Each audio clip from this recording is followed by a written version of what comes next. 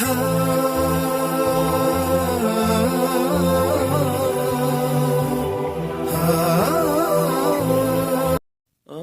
اسلام جو انسان کی ہر صلاح و فلاح کی کفیل ہے، اس نے ستر پوشی کا اہتمام اتنا کیا کہ ایمان کے بعد سب سے پہلا فرض ستر پوشی کو قرار دیا۔ نماز، روزہ وغیرہ سب اس کی بات ہے۔ حضرت عمر فاروق رضی اللہ تعالیٰ عنہ فرماتے ہیں کہ رسول کریم صلی اللہ علیہ وسلم نے ارشاد فرمایا کہ جب کوئی شخص نیا لباس پہنے تو اس کو چاہیے کہ لباس پہننے کے وقت یہ دعا پڑھے: اعوذ باللہ من الشیطان الرجیم،